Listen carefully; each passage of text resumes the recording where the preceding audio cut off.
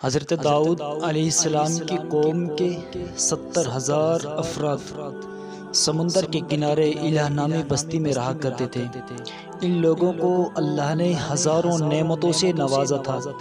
جب راحت و سکون آیا تو یہ اللہ کی مخلوق پر ظلم کرنے لگے، تو اللہ نے ان کو خبردار کیا کہ ایک دن ہفتہ کے دن شکار نہ کیا کرو، اتوار سے جمعہ تک جتنا شکار پکڑنا ہو پکڑ لو، ایک دن اللہ کی عبادت اور مخلوق پر امن کے لیے رکھ دو۔ تو یوں اللہ نے ان کا امتحان لینا شروع کیا۔ وہ اتوار سے جمعے تک سمندر میں مچھلیاں پکڑنے لگتے تو مچھلیاں زیادہ تعداد میں ہاتھ نہ آتی، تو ہفتہ کے دن وہ سمندر میں دیکھتے تو وہ بڑی بڑی مچھلیاں نظر آتی۔ ان میں سے ایک شخص کو شیطان نے بہکایا کہ پریشان کیوں ہوتے ہو، میری ترکیب پر عمل کرو گے تو شکار سے کبھی محروم نہیں رہو گے۔ بس شیطان کے کہنے پر اس شخص نے کانٹا پھینکا، جال لگا کر کانٹا پھینکا تو سمندر میں ڈال دیا تاکہ مچھلیاں پھنسے، اور شیطان نے کہا تم اسے اتوار کے دن نکالنا، یوں ہفتے کی حرمت بھی باقی رہے گی اور تمہارا شکار بھی ہو جائے گا۔ بس شیطان کی بتائی ہوئی ترکیب پر مچھلی پھنسی رہی اور وہ اتوار کے دن نکالتا اور خوشی سے کھاتا۔ جب آس پاس کے لوگوں نے پوچھا تو ان کو بھی یہ ترکیب بتانے لگا، اور یہ اس قوم کے کچھ لوگ ہفتے کے دن مچھلی پکڑنے کے لیے جال پھینکتے اور اتوار کے دن نکالتے، اور کچھ نے تو اس سمندر میں نالیاں بنا کے چھوٹے چھوٹے کھڈے بنا دیے ہیں کہ ہفتے کے دن جو مچھلیاں آئیں گی یہاں سے گزریں گی تو اس تالاب میں پھنس جائیں گی، اور ہم ان کو اتوار کے دن مچھلی کو نکال کر پکا کے کھائیں گے۔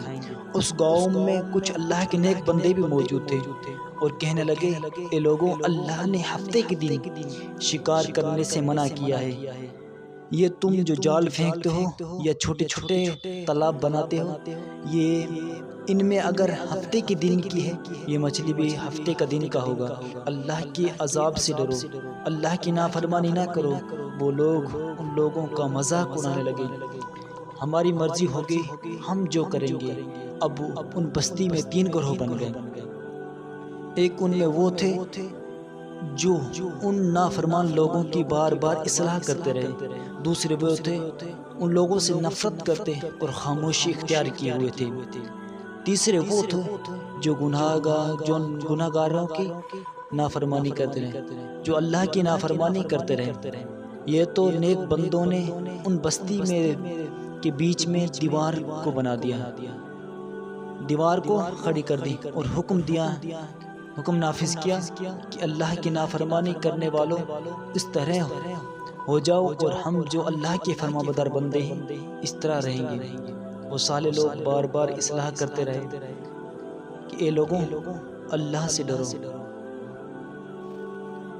قوم سمود، قوم لوط کا جو حشر ہوا اس کو یاد کرو،